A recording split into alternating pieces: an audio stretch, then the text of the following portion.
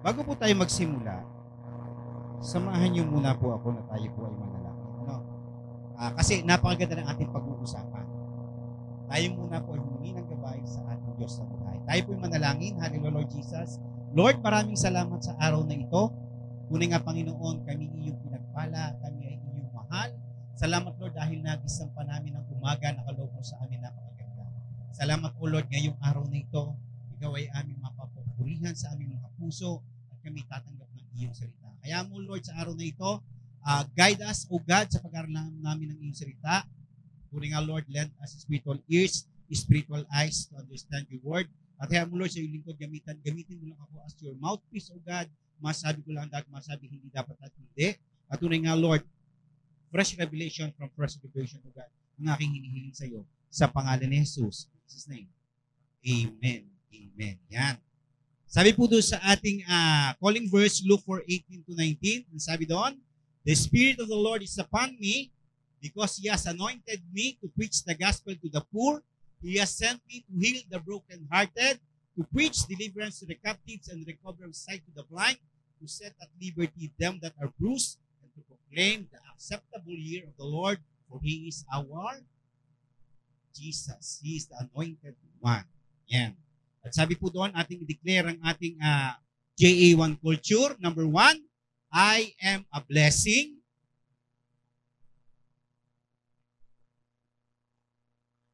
Tayo muna po.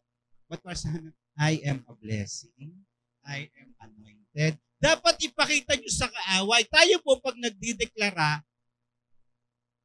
dapat ay ipinakikita natin sa kaaway na tayo ay parang mighty warrior. Kine-claim na natin yun, hindi ba? Hindi po yung I am anointed, I am a deliverer. Parang takot na takot kayo sa kaaway. Sino dito ang warrior? Taas nga po ang kamay. Ayan. At ang warrior, sino nakapanood ng Gladiator? Di ba? Ano sinasabi niya? Gladiators? Ahu, ahu. Di ba? Dapat tayo ganun din. Tayo ay pag nagdedeklara, dapat kine-claim na natin. Ulit tayo sa simula.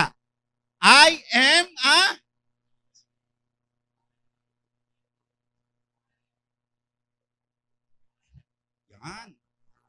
yan.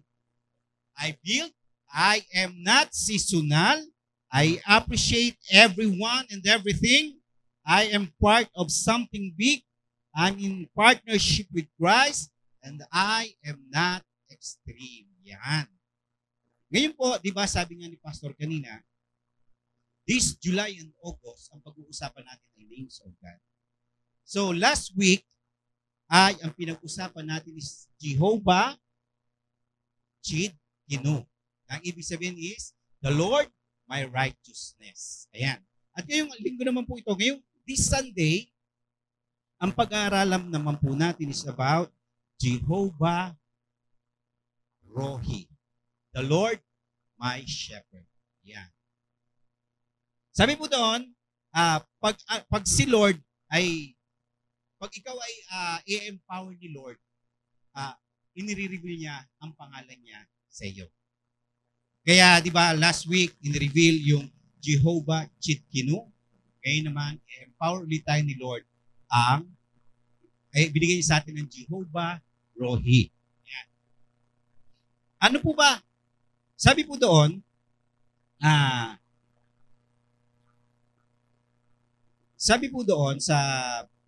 tayo daw po, ang ibig po sabihin ng Jehovah Rohi, the Lord is my shepherd. Itunurin niya tayo na shepherd.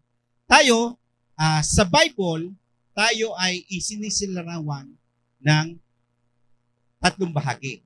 Isinilarawan tayo bilang family. Yan. Sabi po doon, tayo ay pamilya. Kaya nga doon sa welcome na, ano ba tawag doon, teaser ng JA1MNK, sabi doon, welcome, tanggap ka here. Ibig sabihin tayo ay pamilya. Tingnan nyo ngayon katabi nyo, kapamilya nyo ba yan? Kapamilya natin yan. Kaya tayo dito sa JA1MNK, tayo ay family. Yan. Mahal natin ang isa't isa. Tayo ay nag-care sa kapwa natin. Yan. So, tayo ay welcome dito sa JA1MNK. Sabi nga doon, ang ganda, tanggap ka here. Yan. So, you are welcome here. At ang pangalawa, sabi doon, isinalarawan ng kanyang people, ang kanyang mga anak or ang church as a fellowship. Yan. Kaya tayo dito, di ba, kasarap pumunta sa church pagka Sunday kasi ang gusto natin maagang maaga. Bakit? Kasi gusto natin makipag-fellowship pa. Gusto natin makipagkwentuhan, gusto natin makipagmaritesan habang maaga, habang wala pa. Kita ko nga kanina dito, ang daming grupo-grupo agad, di ba? Ibig sabihin, sila nag-a-update. Sabi, Mare, anong latest? Yan. Pero maganda po yun. Ang pangit namang tingnan, di ba? Ang pangit tingnan, pupunta ka ng church, dali-dali ka, aatin ka lang. At pagkatapos mo, aalis ka na, dali-dali rin. Para bang lagi ka nagmamadali. Parang gusto mo nang mauna sa heaven. Ano? So, ang hirap po, even po doon sa amin sa Ruwais, alam nyo ba, pagka kami nagsaservice doon Sunday, ang Sunday po namin is doon po sa place namin, 2 hours lamang. Pero kami po, ang fellowship po namin, from 10 up to 4. Kasi, yung isang bata doon, hindi papayag na hindi kakain sa labas. Sabi lalo pagkakatapos, Pastor, saan ang ating party ngayon? Sino may birthday? Ay yung batang yun talaga hindi papayag. Kaya lagi sabi niya, tayo gagawa ng birthday kahit walang may birthday. Kaya maghapon, ang fellowship namin, it's either do sa isang restaurant, sa isang bahay, or gano'n. Basta hindi maaring yung dire-diretsong kwentuhan ay mapuputol. Yan. Kaya sinasabi, tama na, at bukas kami pasok pa, baka hindi papasok. Yan. So, at ang pangatlo, sabi doon, we are referred as the flock. Sabi po doon yung confirmation sa Bible, sabi doon sa Psalms 100 verse 3, sabi doon, paki-slide po yan. Psalms 100 verse 3 sa NIV. Know that the Lord is God. It is who made us and we are His. We are His people, the sheep of His pasture. Ayan. Tayo ay isinilarawan bilang isang sheep. At pag tayo ay sheep, anong ibig sabihin? Dapat tayo ay may shepherd. Kaya sabi doon sa John chapter 10, verse 11 to 14, sabi doon, the thief cometh not, but for to steal and to kill and destroy. I am come that they might have life. Ano sabi? Ano sabi? I come so that we have life. Ano daw? Natapos sa ba doon? Na tayo magkaroon ng kaligtasan, magkaroon ng buhay?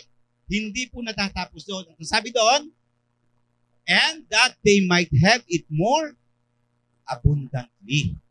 Ayan. Yung pala, pag tayo pala ay napapunta kay Lord, pag tinanggap natin, Lord, pag tayo may relasyon kay Lord, hindi lang yung ating kaligtasan ang ating tatanggapin. Hindi lang natin i-enjoy yung eternal life. Kasi hindi papayag si Lord na hindi natin may enjoy ang ating buhay in abundance. So, ibig sabihin, pag tayo ay may relasyon sa Lord, tayo ay kanyang ibe-bless din. Hindi pag ikaw ay tinanggap mo si Lord, ikaw ay tama na yung ligtas na. No! Walang, kahit naman po sa ating physical father, sa ating biological father, sa ating mga magulang, di ba? Pag tayo ay binigyan ng tatay natin or ng magulang natin ng bagong sapatos, di ba? Hindi naman papayag ang iyong mga magulang na i-display mo lamang diyan. Di ba? Ang sasabihin ng anak, suotin naman. Kaya naman ikay aking ibinili para ma-enjoy mo para hindi ikaw pag naglalakad yung suwelas na ng iyong talampakan ng iyong nararamdaman ng lupa. Di ba? Yun. So, dapat na-enjoy natin. Kaya, walang anak ng Diyos na hindi binibless. Kaya, ang mga anak ng Diyos, binibless niya. Hindi lang tumanggap ng kaligtasan, bagkus tumatanggap din ng mga pagpapala at biyaya na galing sa Diyos. Amen po ba? Yan. Kaya kay sarap maging anak ng Diyos. Ang daming benepisyo. Talo ang SSS. Ano po? Yan. Sabi doon, binanggit niya doon, I am the good shepherd. The good shepherd giveth his life for the sheep. But he that is is an hireling and not the shepherd, whose own the sheep are not, seeth the wolf coming and leave the sheep and fleet. And the wolf catching them and scattered the sheep. Yan. Dahil sabi ng Lord, binanggit niya doon, I am the good shepherd. Di ba? Binanggit niya doon, I am the good shepherd. Pero yung daw mga upahan, wala silang pagmamahal doon sa mga tupa. Kasi sa totoo lang po, ang mga upahan, ang habol lamang sa kanila. Siyempre, din yung sila'y mabayaran. Pag natapos ang maghapon nila, mabayaran sila. Tama po ba? Kaya naman, pag dumating yung wolf, yung maninila, aba, ay ang laki na itong wolf nito, oy, tatakbo na rin. Pababayaan na yung mga sheep. Yan. Kaya yung mga sheep na iiwan na nasisila ng wolf. Yan. Then, inulit niya po uli. Sabi po doon, inulit niya, di ba? Ang last verse, sabi niya, I am the good shepherd. Yeah, verse 14, I am the good shepherd. Paano bro do sa yan? Verse 14, I am the good shepherd and know my sheep and I am known of mine.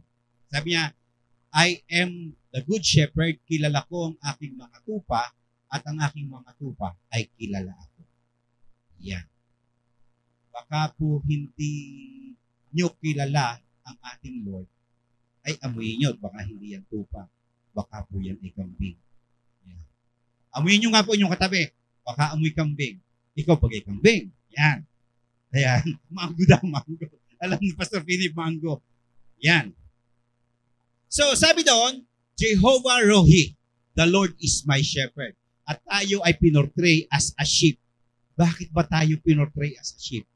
Kasi, sabi doon sa pag-aaral, there are several facts na aking share mo about the sheep. Number one, ang sheep daw po is the only domesticated animal that cannot exist without a man. Parang tayo lang, hindi mabubuhay ng walang asawa. Yan. Hindi mabubuhay ng walang boyfriend. Yan. Kasi ang mga tupa, alam niyo po ba ang tupa, hindi sila kagaya ng pusa na pag iyong pinaligawan, pinakawalan, ay mabubuhay ng kanya. Amen po ba? Kagaya ng aso kapag pinakawalan mo, mabubuhay ng kanya. Pero ang tupa po, pag pinakawalan mo, siya po ay hindi kayang mabuhay ng sarili. Kailangan niya talaga ng may mag-aalaga. Ang isang katotohanan, pag ang tupa daw po may sugat, hindi yan makagaya ng ibang hayop na didilaan niya yung kanyang sugat. Ginagamot niya. Ang tupa, hinahayaan niya naman. Kaya ang tupa, kailangan ng mag-aalaga ng shepherd. Yan. So, tayo, kaya tayo nahitulad, kailangan din natin ng mag-aalaga. Amen? Yan. So, yan ang una. It's the only domesticated animal that cannot exist without a man. Hindi kailangan ng mag-aalaga. Number two, sabi doon, they don't have the sense of direction. Bakit? Kasi ang tupa po, kapag yan po ay nawalay sa kanyang mga kasamahan, hindi na po niyan alam ang pabalik. Maliligaw na yan. Para ding tayo. Ngayon, iba ang mood natin. Maya-maya, galit. Maya-maya, hindi. Diba? Sa mag-boyfriend, mag-girlfriend diyan, diba? Bigay ito, hindi ko maintindihan ang babae ito. Kanina'y ayos. Ngayon naman ay hindi na. Maya-maya ayos na uli. Ngayon ay hindi. Wala tayong sense of direction. Iba't iba. Aba ay palakpakan. Nakakaunawa dito yata. Sino kang ganun dito? Ayan, ang dami. Ayan. Sabi nga doon sa isang phrase na basa ko, oh woman, so simple yet so complex. Ayan. Marami nakakarelate. So, yan. So, yun po ang tupa, walang sense of direction. Pangatlo, sabi doon, they are easily disturbed. Napakadali nilang out of focus. Kaya ang tupa, hindi po yan umiinom doon sa batis na ang batis ang alon ang lakas. Kasi madali silang ma-disturb. Sila, pag umiinom at mayroong bumagsak na sang ng kahoy ng malakas, wala na, gulat na. Parang Pilipino lang. Buti na lang ang tupa pag nagugulat, hindi iba't iba nilalabas ng bibig. Pero ang Pilipino pag nagulat, iba't iba ang lumalabas sa bibig. Sinong ganun dito? Ay tupa nga eh. Sabi nga, yan ang tupa. They are easily disturbed. Yan. Then, ang sabi doon, they follow one another, one can lead another astray. Sila daw po, ang tupa, kung may naglilid sa kanila, pagka nakita nyo kasama nila, sumasama na doon, sinusundan nila. Kumbaga, madali silang maniwala. Ito yung ano. Pero hindi nila alam na yung palang naglilid sa kanila, ligaw na rin. Kaya sila sama-sama. Kaya nga sabi sa Bible, kapag bulag ang umakay sa kapwa bulag, sila'y kapwa mahuhulog sa hukay. Ganon ang tupa. Basta na ako, kung saan marami. Sabi nga, nung umuwi yung aming anak, mag-isa na lang dito sa Pilipinas, ay takot na takot. Sabi ng kanyang mami, anak, sundan mo lang yung mukhang matalino. At ikay makaka-uwi ng Pilipinas. Ay kasi mami, yung matalino yung nag-CRA, hindi ko nasundan. Yun, sunod lang. Yan ang mga tupa, sunod lang.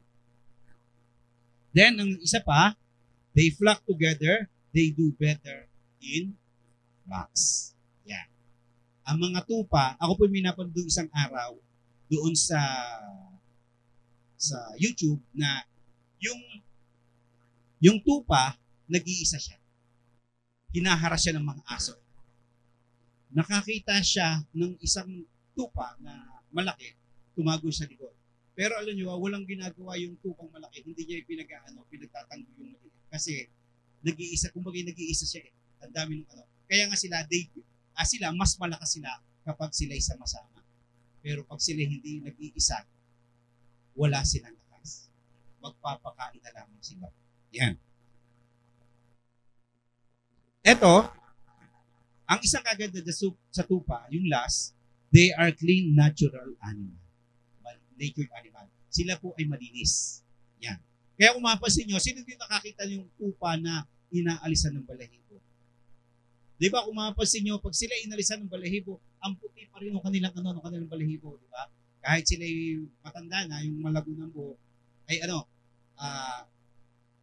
malinis sila. Hindi kagaya ng kambing na iba't iba na lang ang kinakain.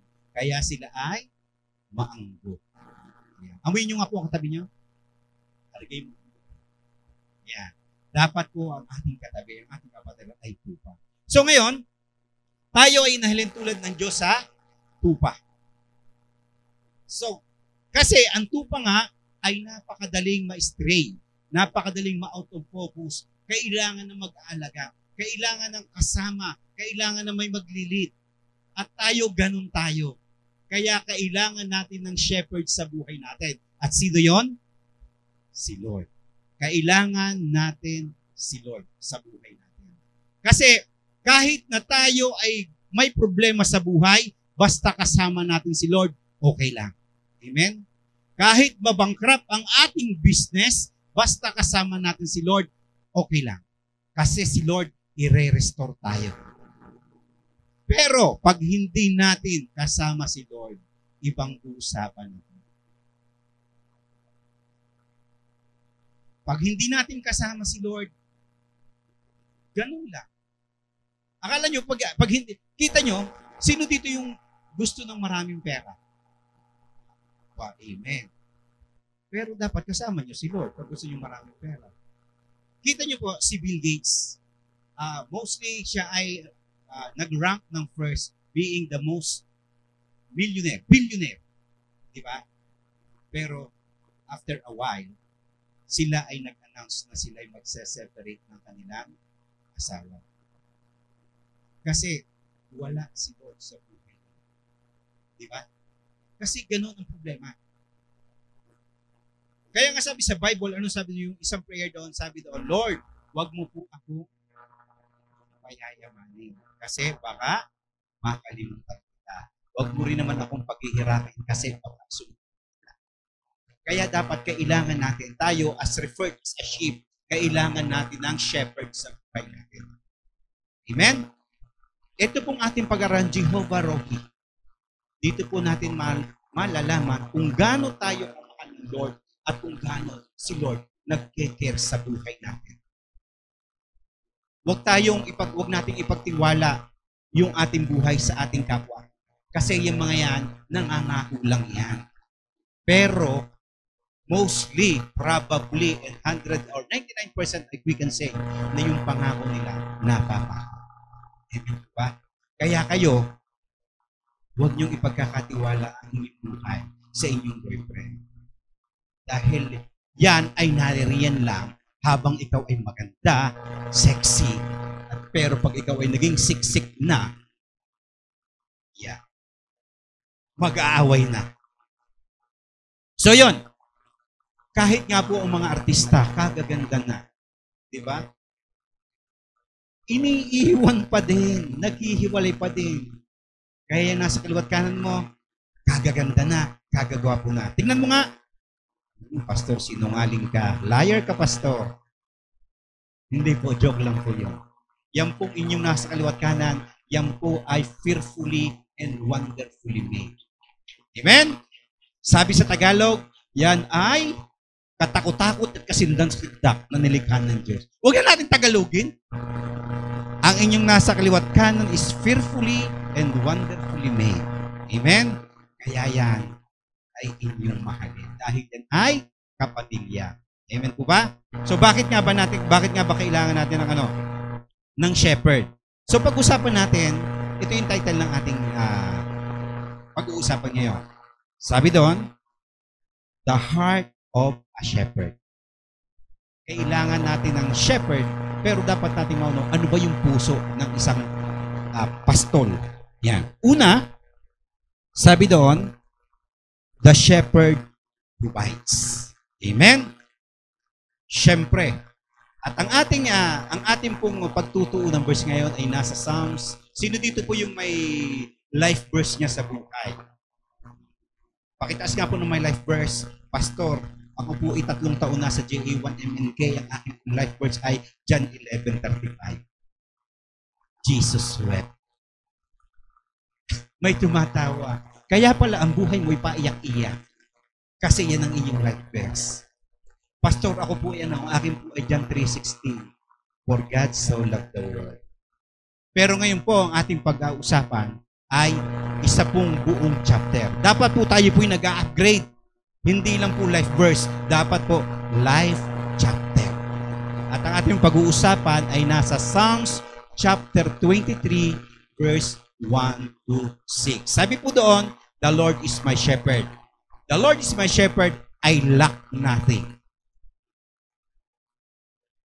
Sabi doon ni David, the Lord is my shepherd. I lack nothing. Sa iba pong version, I shall not want. Di po ba?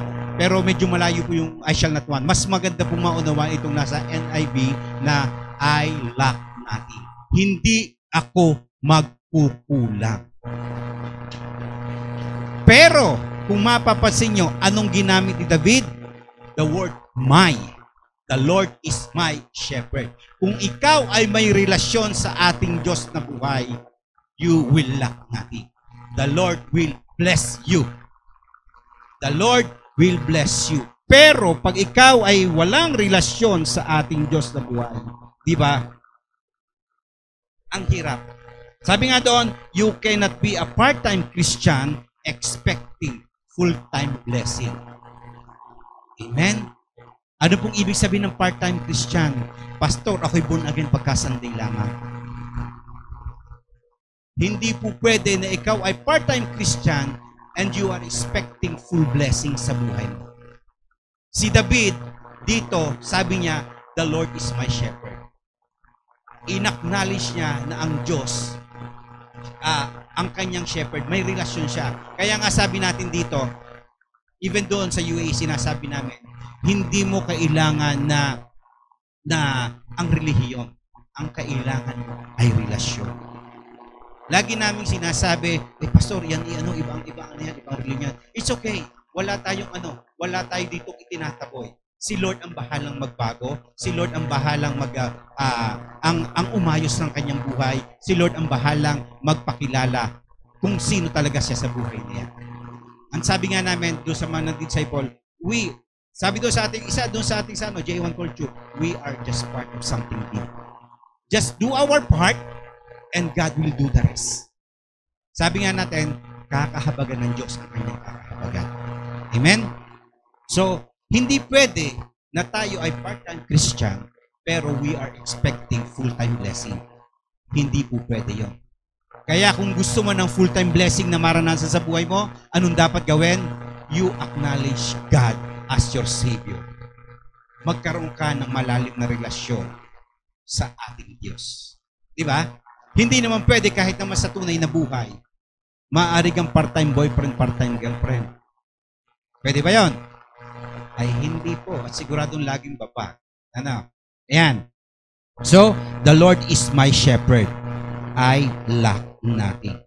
At sabi doon sa verse 2, kadugtong, He makes me lie down in green pasture. Anong ibig sabihin nito? Tandaan niyo po, doon po sa Middle East, it's very uncommon na may green pasture doon. So, anong ibig sabihin nito? Yung shepherd, ipine-prepare niya yung pasture para sa kanyang mga sheep. So, ibig sabihin, kasi doon naman ay disyerto talaga. Wala kang makikita.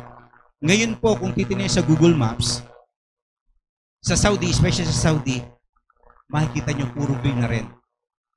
Pero ginagawa nila yon, man-made yon. Kung makikita nyo, puro bilog-bilog, sunod-sunod na bilog-bilog. Yun na po ay ginawa nila para maging green. Even doon sa UAE, sa part of Al-In, mostly 80% na doon green.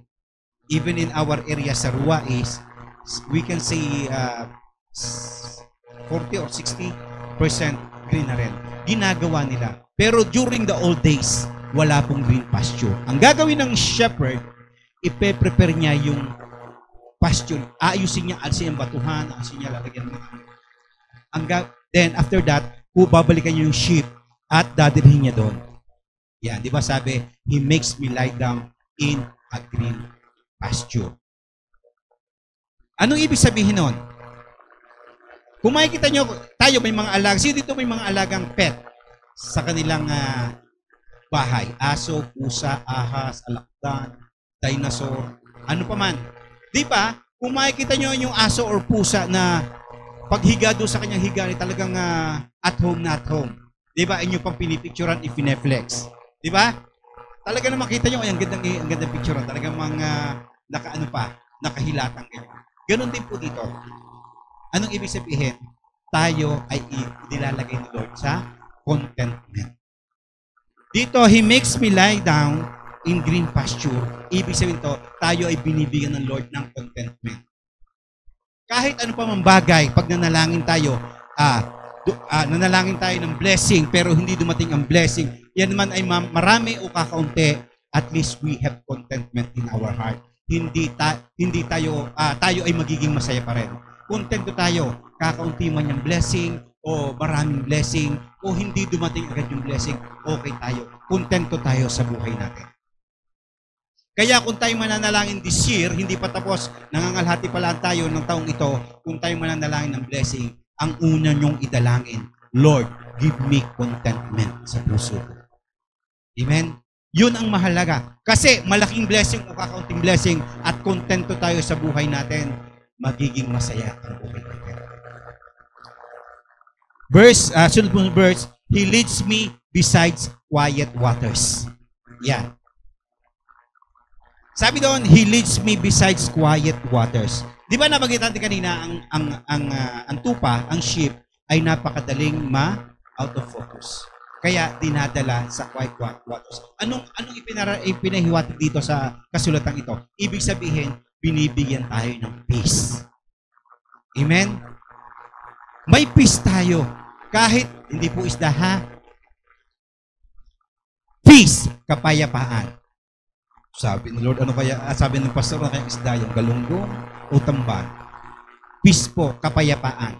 Kaya kahit sa kabila ng ating pagsubok, sa kabila ng ating problema, tayo po ay mahimbing pa rin nakakatulog because we have peace in our heart.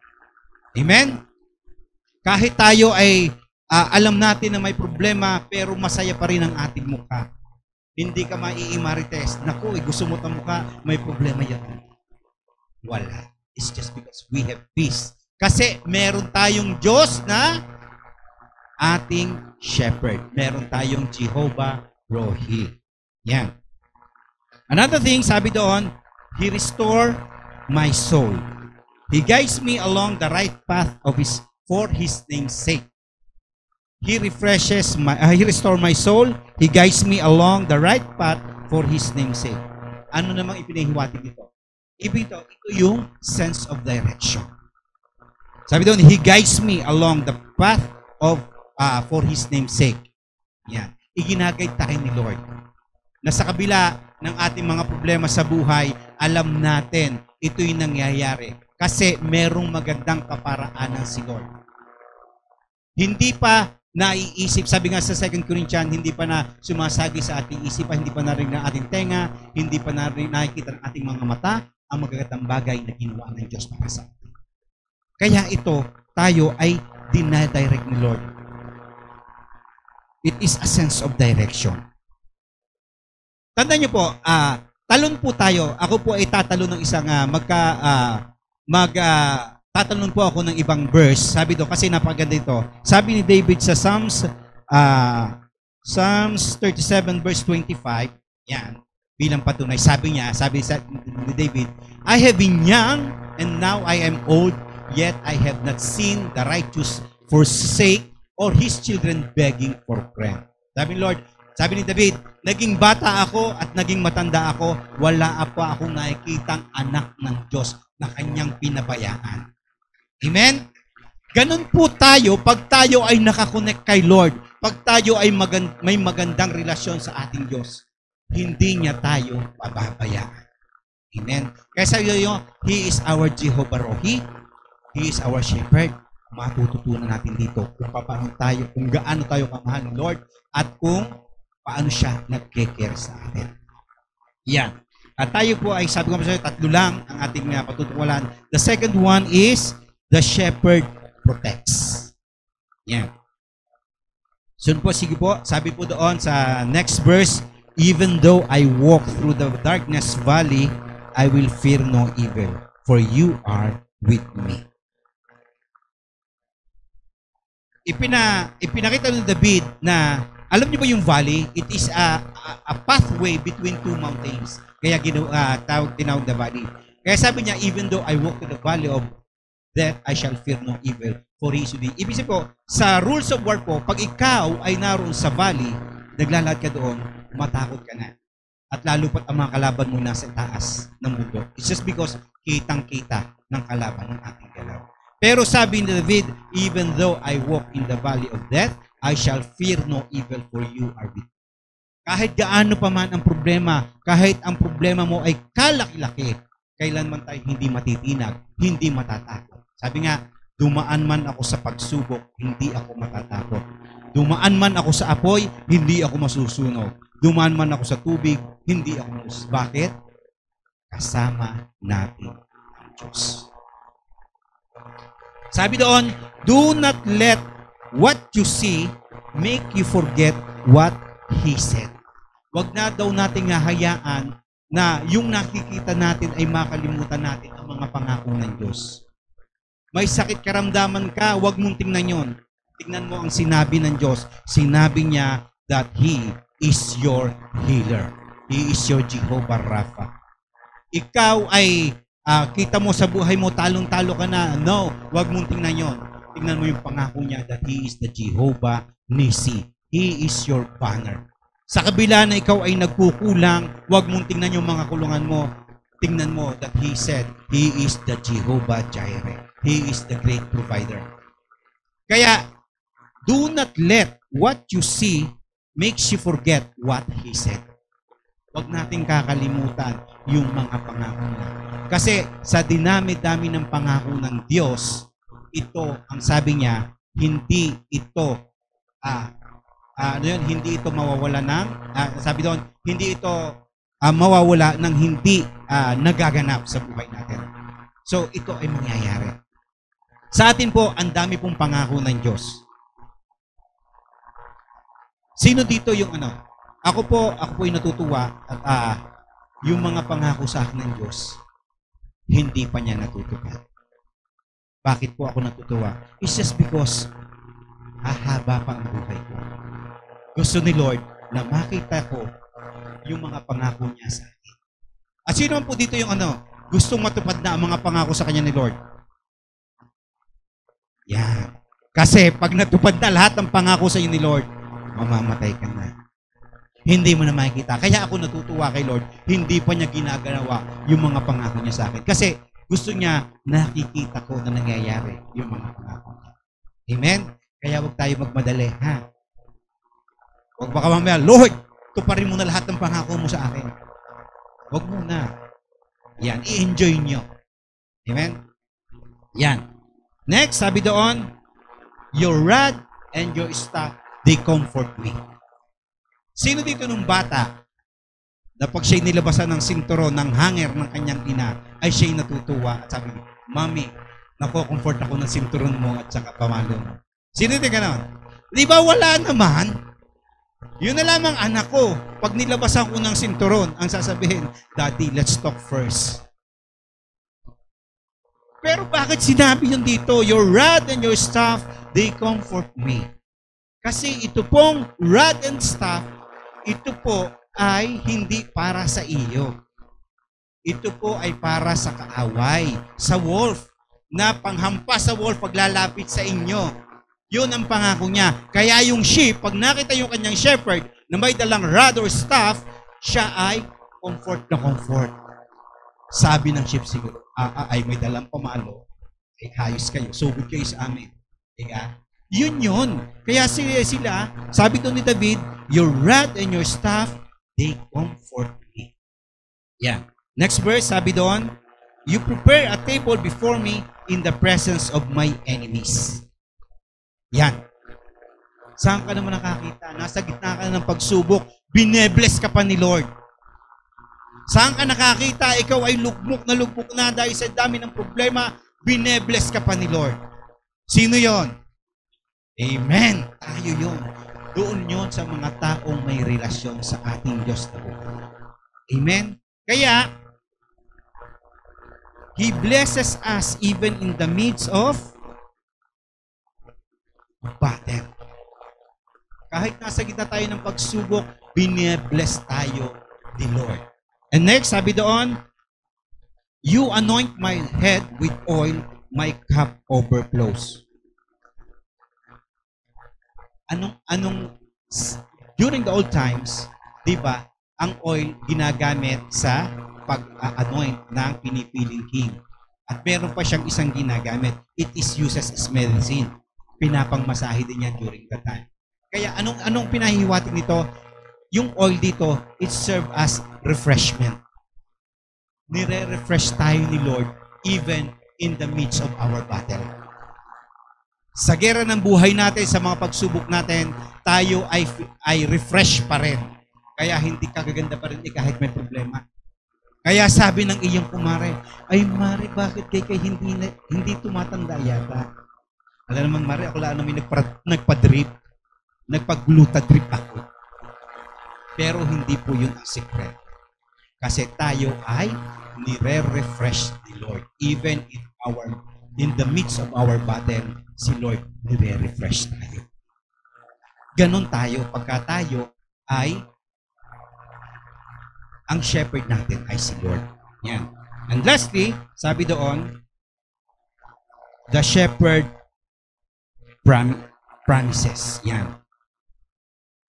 Sabi doon sa second verse, surely your goodness and mercy will follow me all the days of my life, and I will dwell in the house of the Lord forever. Ang ganda ng promise niya. Sabi doon, surely your goodness and love will follow me all the days of my life, and I will dwell in the house of the Lord. Imagine, si Lord ang shepherd mo. Pero ang sabi niya, your goodness and love will follow me kailan? Ibig sabihin, habang nabubuhay ka. Habang nabubuhay ka, His mercy and love will follow you. His goodness and love will follow you. Habang nabubuhay ka. At natatapos na ba yun doon?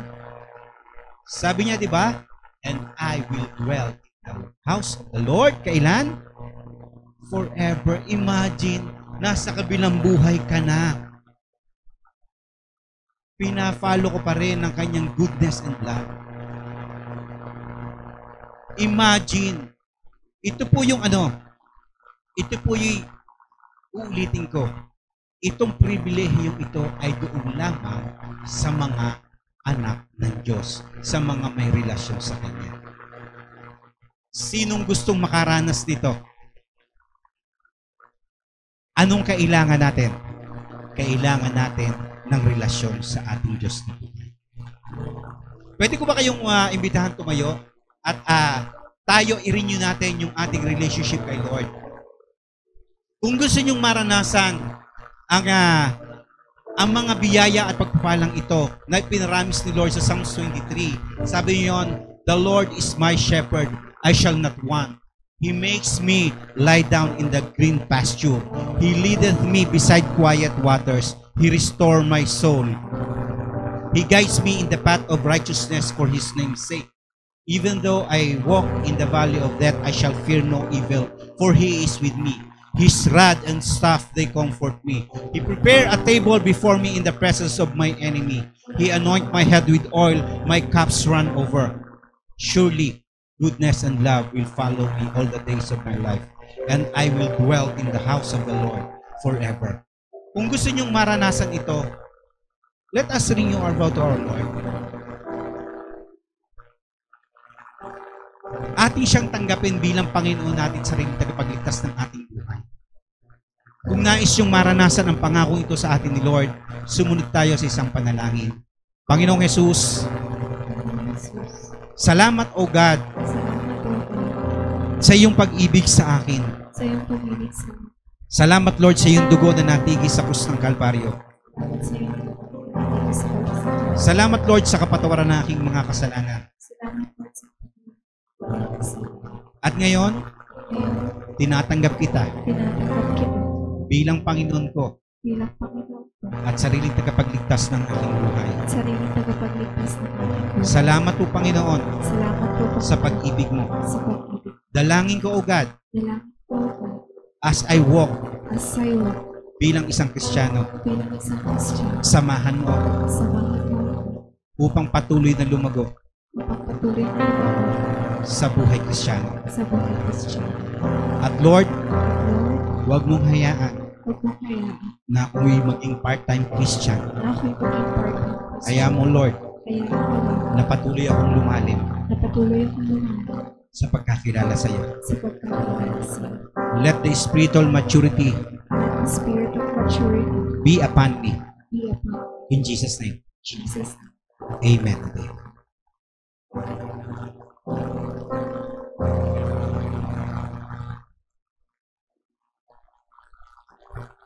Sige po, manatili po tayo nakayukod, nakapikit. O Panginoon, salamat po dahil pinakita niyo sa amin na ikaw, ang aming pastol na hindi magkukulang. You are our shepherd.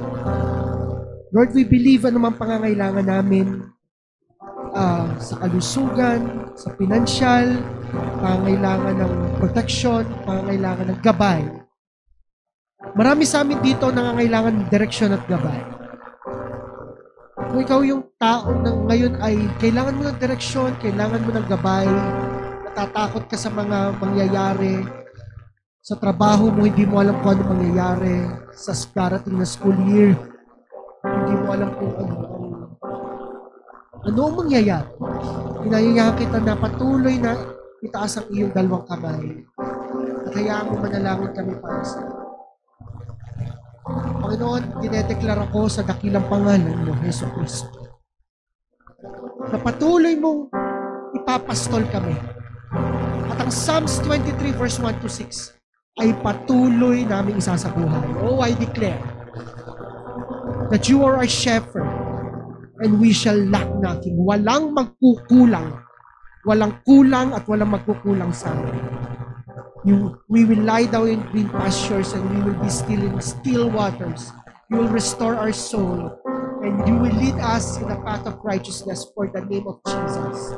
Kahit maglakad kami sa kadiliman, sa direksyon na kami natatakot, ay mawawala ang takot namin kasi kasama ka namin. At ang iyong rod at iyong staff ang magko-comfort sa amin. Ay, dinedeklara ko sa mga nakataas ang kamay na patuloy mong ihahanda na kami mabubusog sa harap ng adversary. You will prepare a table before our enemies. Na patuloy ang anointing ay dadaloy sa aming ulo 24/7. And I declare na hahabulin kami ng goodness, ng mercy, habang buhay.